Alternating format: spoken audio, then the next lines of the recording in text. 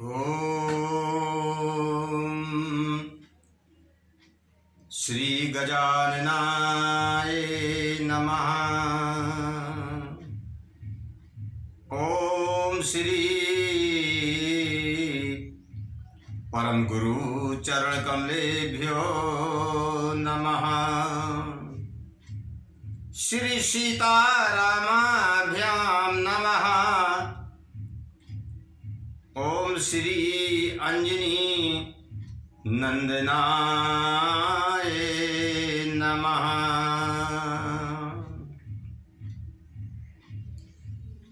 श्री मारुति मानस के श्रोता बंधुओं, आज आप श्री हनुमान जी सरकार के जीवन गाथा के चरित्र के 5वें पारायण की गाथा श्रवण करने के लिए उपस्थित हुए हैं। गाथा निरंतर आगे बढ़ रही है। धीरे धीरे सभी लोगों की समझ में आने लगेगी। कल की गाथा में आप लोगों ने सुना था कि पुंजिकस्थला नाम की अप्सरा श्रृंगार करके नंदन बन गई थी। भावी यानी संयोग जो भगवान की इच्छा थी उससे प्रेरित होकर के भी नंदन वन में उस स्थान पर गई जिसके नीचे दुर्वासा जी तपस्या कर रहे थे। उनकी सहेली महात्मा को देख करके दूर हो गई, लेकिन पुंजिकस्थला महात्मा को प्रणाम न करते हुए और उस डाल के ऊपर लपक करके बैठ गई, जो डाल बट वृक्ष की थोड़ी नीची थी। और संयोग देखिए, वहीं पर दुर्वासा जी बैठे हुए थे। ऐसा नहीं कि बालका ने देखा, नहीं देखा, फिर भी जानबूझ करके खेल खेलने के लिए, हंसी करने के लिए वो बैठ गई थी। जाए बेटी बट शाखा भावी बस मन मती चित माखा। जाए लपकी मन छलांग लगा करके। आज इनमें वो तत्व प्रदर्शित होने लगा है। बच्चियों का तत्व है, वो वानरी का तत्व है। उन्होंने क्या देखा, जो बट वृक्ष की डाल थी ना, उसमें फल लगे थे, लाल लाल फल लगे हुए थे। उनका मन गया, उन्होंने उन फलों को तोड़ना शुरू कर दिया। बट वृक्ष के लाल लाल फलों को तोड़ करके अपनी अंजलि में रख लिया, मतलब दोनों अंजलि में भर के रख लिए। फिर देखिए क्या किया, वो बट के फल क्यों तोड़े थे? जानबूझ करके, महात्मा की हंसी करने के लिए। बट फल अंजलि राखी संहारे, बट फल अंजलि राखी समारे। बेहसी हृदय मुनि सिर पर डाले, बट फल अंजलि।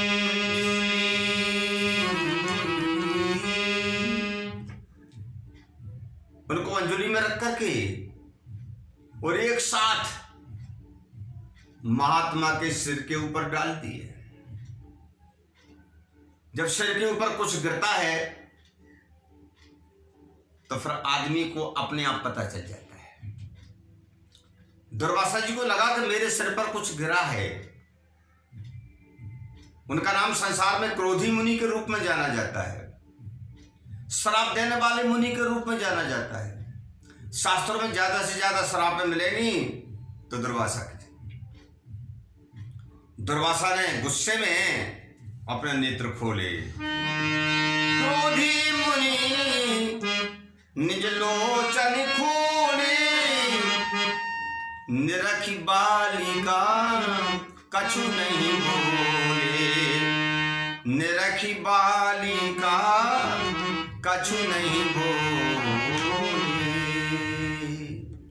उन्होंने गुस्से में अपने नेत्र खोले,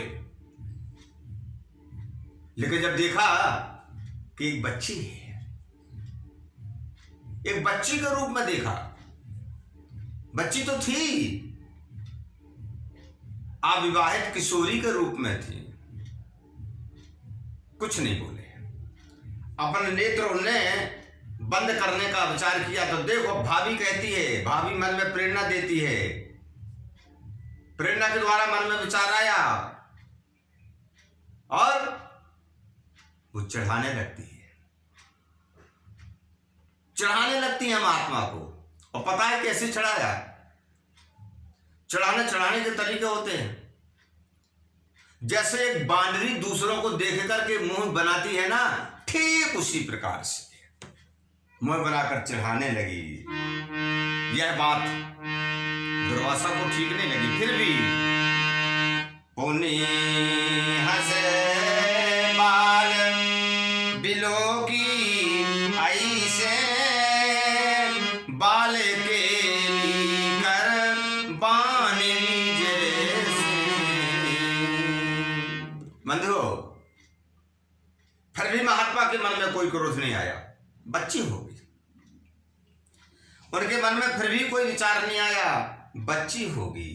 लेकिन अब तो हद हो गई, वे दांत दिखाने लगी, जैसे बांदरी दांत दिखाती है ना, दांत दिखाने लगी, मुंह चढ़ा करके, हाथ की ताली बजाकर, माने जान बूझ करके महात्मा को चढ़ाने लगी। ये बात जरा उन्हें ठीक नहीं लगी। तसरी दिखाई नयन मचिलाई, मुंह चढ़ाए कर ताली बजाई, मुंह चढ़ाई कर ताली बजाई। महात्मा जी ने देखा क्या कारण है। वो भाभी आकर के महात्मा जी के हृदय में बैठती है और भाभी प्रेरणा देती है, क्या कहती है? इसे श्राप दो, बांदरी होने का श्राप दो। महात्मा भी भाभी के बस में हो गए। भाभी प्रबल होती है सज्जनों, संसार का प्रत्येक व्यक्ति भाभी के बस में चलता है।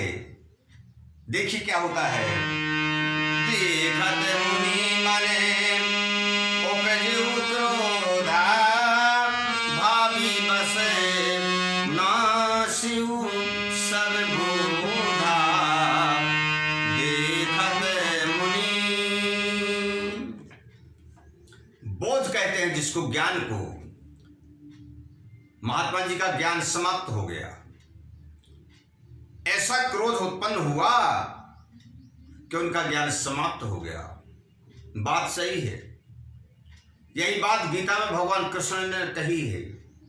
क्रोधाद भवति सम्मोहा, सम्मोहात स्मृति विभ्रमः, स्मृति भ्रंशाद बुद्धिनाशो, बुद्धिनाशाद विनश्यति। भगवान कहते हैं क्रोध आने पर सम्मोह उत्पन्न हो जाता है, और जब सम्मोह उत्पन्न होता है तो स्मृति में भ्रम उत्पन्न हो जाता है, याददाश्त समाप्त सी होने लगती है, और जब स्मृति में भ्रम उत्पन्न हो जाता है तो बुद्धि नष्ट हो जाती है, और जब बुद्धि नष्ट हो जाती है तो सब कुछ बर्बाद हो जाता है। महात्मा जी के हृदय में जो भाभी प्रेरणा दे रही थी ना, वो भगवान की इच्छा थी, लेकिन फिर भी उनने धीरज को धारण किया, फिर भी धैर्य को धारण किया। किसी बालिका को श्राप देना संतों के नियम के अंतर्गत नहीं है, ये तो बच्ची है। अब भगवान ने सोचा काम बनने वाला नहीं है, और दुर्वासा के मुंह से वो श्राप दिलवानी है। यदि ये श्राप नहीं देंगे तो माता अंजना का जन्म नहीं होगा। पूरी बात कहां पर थी? माता अंजना के जन्म की बात थी। कछुके धीरे धर हृदय बिलोकी, हरि रुख समुझी क्षमा गति रोगी, कछुके धीरे। उनने धैर्य को धारण किया, परंतु फिर समझा इसमें तो भगवान की इच्छा है। इसमें तो भगवान हमसे कहते हैं कि शराब दो।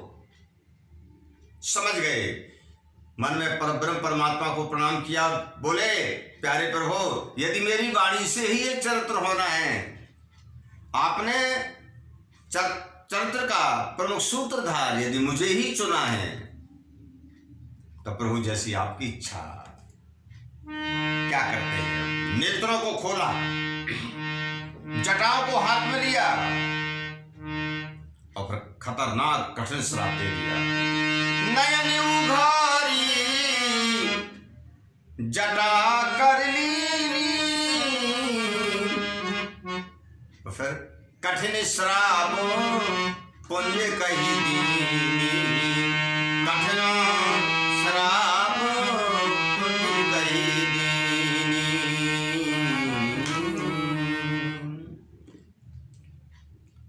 गुस्से में आकर के पुंजकस्थला को श्राप दी। पुंजकस्थला डाल के ऊपर बैठी है, महात्मा जी नीचे बैठे, यों देखा गुस्से में, तो क्या बोले, फिर भी इनके मन में बच्ची है, इनके मन में शत्रुभाव नहीं है, श्राप तो दे रहे हैं, लेकिन वाणी को देखिए, बालिके ममे अभिमाना, सुनहु श्राप मम सृष्टि प्रमाना, कीने बालिके। ये बच्ची, तुमने मेरा बहुत अपमान किया है, मैं तुम्हें तो श्राप दे रहा हूं, लेकिन यह श्राप मेरी सृष्टि के लिए प्रमाणित होगी, अकेले तुम्हारे तक सीमित नहीं है। क्या जाने वो श्राप हो, क्या जाने वरदान बेचारी बच्ची, लेकिन जहां श्राप और गुस्सा देखी तो हृदय में डर लगा। तज सुर धाम मेदिनी भूपा, हो यहु बेग बानरी रूपा, तज सुर धाम।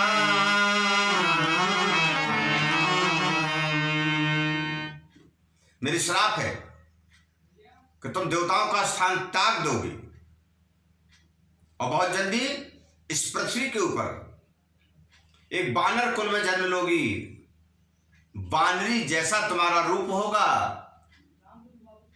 जाओ, मेरा श्राप है। ऐसा कहकर के दुर्वासा जी, दुर्वासायस श्राप दे, गवन कियो कैलास, कसला दरी है बनी हास की पास। दुर्वासा ने श्राप दिया और कैलाश चले गए। कैलाश पर जाकर भगवान शंकर जी के चरणों में प्रणाम करके कहा, प्रभु आज मुझसे एक ना होने योग्य कार्य हो गया है। हंसे भगवान से, क्या हो गया? बोले मैंने पुंजकस्थला को बानरी होने का श्राप दे दिया। भगवान बोले यह तो मेरी इच्छा थी, यही तुम्हें चाहता हूं, तुम्हारी वाणी सफल हो महात्मन, चिंता त्यागो और तपस्या करो। इसलिए सज्जनों, हमारे विद्वान सज्जनों ने कहा है, कहा ही संत सज्जन सिख मानी, गरल सर से हासी अति हानि, गरल सर से हासी अति हानि। एक बात ध्यान में रखना चाहिए मेरे बंधुओं, दूसरे की हंसी कर देना एक जहर के समान काम होता है। एक बात सदा ध्यान में रखो, हंसी तो बिल्कुल किसी की करो ही मत, क्या जरूरत है? अपनी वाणी को व्यर्थ में बर्बाद करने की जरूरत क्या है? फिर भी कुछ लोगों की चर्चाएं आई हैं कि इनकी हंसी तो बिल्कुल नहीं करो, जैसे राजा। नहीं, राजा की हंसी मत करना, पता नहीं क्या दंड दे दें, कहो फांसी पर चढ़ा दे। काला नाग जा रहा है, उसके साथ मत खेलो, हंसी मत करो। यदि उसने डस दिया तो बचना मुश्किल हो जाएगा। अग्नि के साथ हंसी मत करो, यदि हंसी करके छुओगे तो जल जाओगे। जहर के साथ हंसी मत करो, ऐसा मत करना कि स्वाद ले ले कैसा होता है, मर जाओगे। जो सन्यासी जिसने संसार त्याग दिया है उसकी हंसी मत करो। करी मत, हाथी के साथ हंसी मत करना, उसे गुस्सा आ जाती है। केहरी मत, शेर, अरे शेर कोई खेल खेलने वाला जानवर है? नहीं। और जो मूर्ख हो, सट हो, उसकी हंसी नहीं करना। और जो कामुक हो, जो बिलासी हो, नहीं नहीं नहीं, उसके साथ हंसी मत करना। जो रोगी हो, बीमार हो, उसकी हंसी नहीं करना, उसे बुरा लगेगा।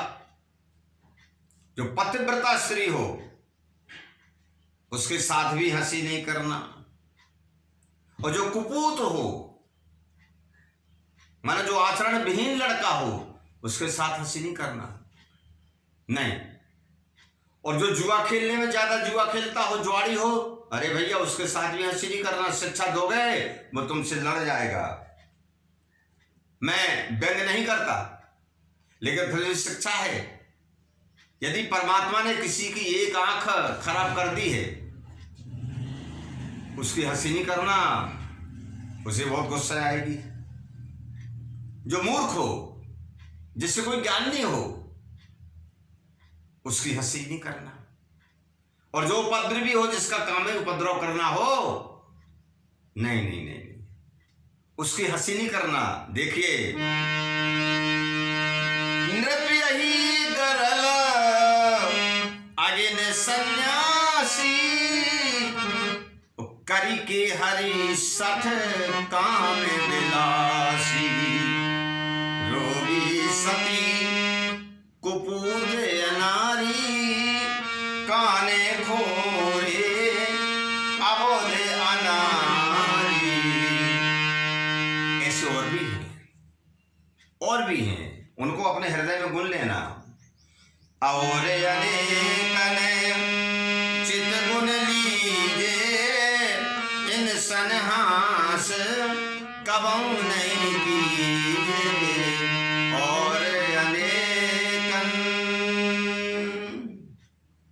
और भी अनेकों ऐसे हैं जिनको गुणों, इनसे कभी हंसी नहीं करना।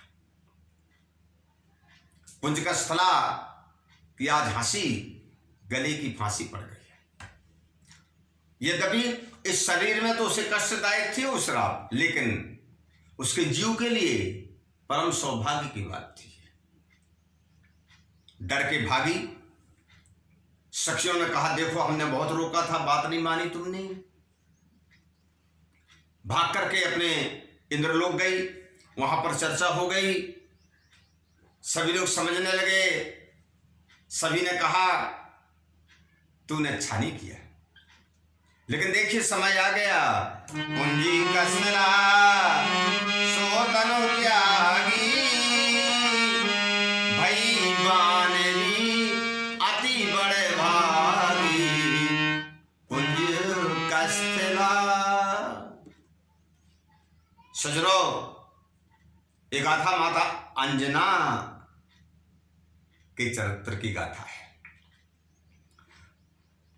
कुंज कस्तला ने वो शरीर त्याग दिया और संसार में आकर के बानरी के रूप में जन्म लेने आ गई। देखिए, जब किसी जीव का जन्म होता है तो परमात्मा उसके लिए निश्चित कर देते हैं तुम्हें कहाँ जाना है, किस जगह जाना है, किस देश जाना है, सब कुछ निर्णय होता है। अपने मन से जीव नहीं आता। आज पुंजकस्थला का जीव कहाँ पहुंचा? देखिए, एक बानर राज थे हिमालय पर्वत पर रहने वाले, उनका नाम था कुंजर और उनकी पत्नी का नाम था कुंजरी। कुंजरी तात कुंजरी माता, नाम अंजना जग विख्याता, नाम अंजना जग विख्याता। अंजना के पिताजी का नाम क्या था? कुंजर। माता जी का नाम क्या था? कुंजरी। आज वो पुंजकस्थला अप्सरा का जीव माता कुंजरी के गर्भ में पहुंच गया।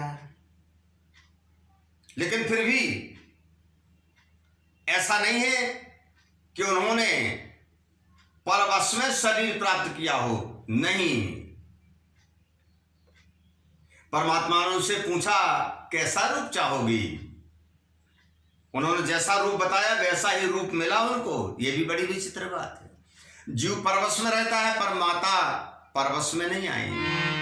मन भावित तन धार्यो निज इच्छा अनुरूप, छवि महसी क्षिति पटल पर, नहीं को और स्वरूप। जब उनका जन्म होता है तो पृथ्वी के ऊपर ऐसी कोई सुंदर बानरी नहीं थी। रूप तो बानरी का था, परंतु ऐसा लगता था कि साक्षात जिसको छवि कहा गया है वो अवतार लेकर के आ रहे हैं। बानरों में इतनी सुंदरता कहीं नहीं देखी गई। माता अंजना का जन्म इस प्रकार हुआ था। सज्जनों, तीनहु लोक नाम विख्याता, जसु गावई नित हरिहर दाता। जैसे इनका जन्म हुआ वैसे तीनों लोकों में चर्चा फैल गई। भगवान शिव जहां पर अवतार लेकर पहुंचने वाले हैं, माता का जन्म हो गया। पूरे देवता आकाश मंडल से माता के दर्शन करने के लिए आ गए। जागिर जनमी सुता सुख खानी, तादिन ते हिये शांति समानी। पुण्य पुण्य दर्शन हित लागी, आए विधि हरि हर सुख त्यागी।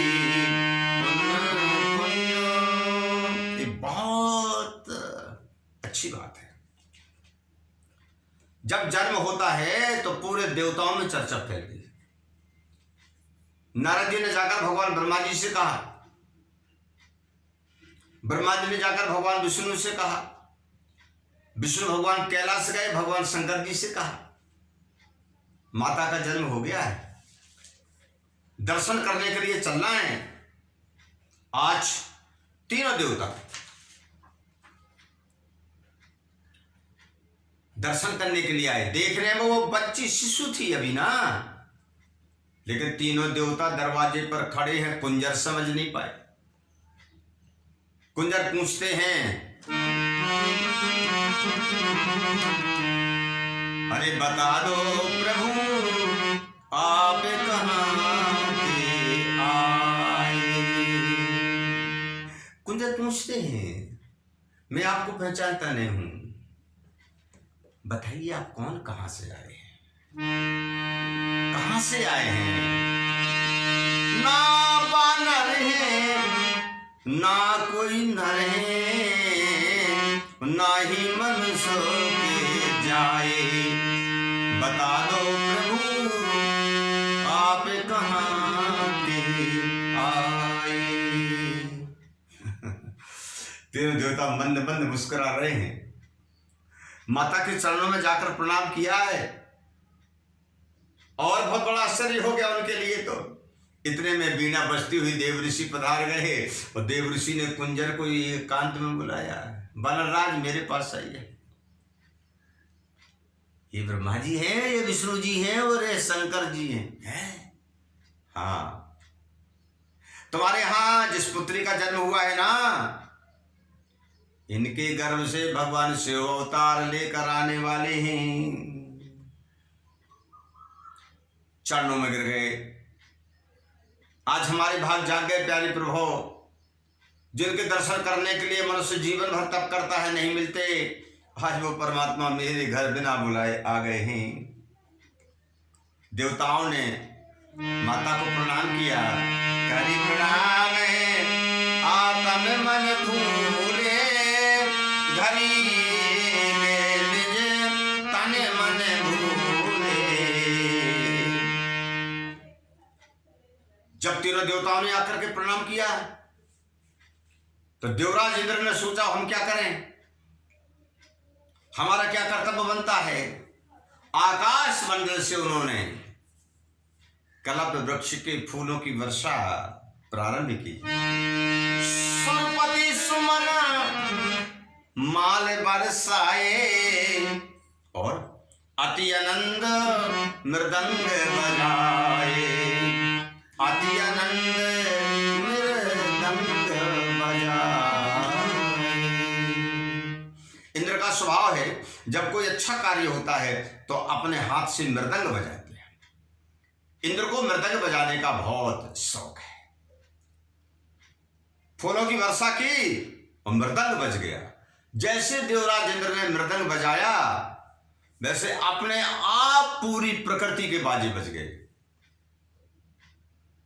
जो ब्रह्मा जी खड़े थे ना, ब्रह्मा जी, उन्होंने शंख बजा दिया। तो शंकर भगवान ने सोचा फिर हम क्यों शेष रहें, उन्होंने अपनी डमरू बजा दी। तो देवराज ने सोचा, देव ऋषि ने, कि हम क्या करें, उन्होंने अपनी वीणा बजा दी। माता सरस्वती ने भी सोचा कि हम क्या करें, तो उन्होंने भी अपनी वीणा बजा दी। आज सारे ब्रह्मांड में बाजे बज रहे हैं। क्यों? माता अंजना का जन्म हुआ है, जो चरित्र पृथ्वी के अंत तक अमर रहेगा। न चाहिए बजरा वृंद सुहाई, साज संग कर ताल बजाई। न चाहिए बजरा। अप्सराएं नचने लगी। अप्सराओं को तो बड़ी खुशी की बात थी कि उनकी ही एक अप्सरा का जन्म हुआ है। सभी करताल बजा रहे हैं और देखिए, गावही गुण गंधर्व सुहावन, नाचहि किन्नर अति मन भावन, नाचहि किन्नर अति मन भावन। गंधर्व लोग गीत गाने लगे, किन्नर नाचने लगते हैं, शीतल मंद सुगंध तीनों प्रकार की हवा चलने लगती है। जितनी लताएं थी वहां, जितने वहां पर वृक्ष थे, जितने तृण थे, ऐसा लगता है जैसे भी जग गए हों। समय पर ना फल देने वाले वृक्ष भी फल गए, समय पर फूल ना देने वाले वृक्ष भी फूल गए। पूरी प्रकृति आज माता अंजना के स्वागत में खड़ी हो गई। सरिता बहाई पुनीत जल, सिंधु हृदय हर्षान, सचराचर सब जीव अति आनंद महान। नदियों में पवित्र जल बहने लगा, समुद्र हिलोरे मारने लगे आनंद से। पूरे चर अचर जितने भी जीव हैं उनके हृदय में बहुत आनंद आ गया। आज संपूर्ण प्रकृति माता अंजना के जन्म पर प्रसन्न होकर के नाच रही है, बधाई गीत हो रहे हैं। हैं बेचारे कुंजर और कुंजरी को पता नहीं है, पर सारा ब्रह्मांड आनंद मनाने लगा है। आज माता का जन्म हुआ ना, आज उस शक्ति का जन्म हुआ है जिससे एक अमर गाथा बनने वाली है। आप लोगों ने आज 5वें पारायण की गाथा श्रवण की। अब वाणी को विश्राम। बोलिए श्री हनुमान जी सरकार की।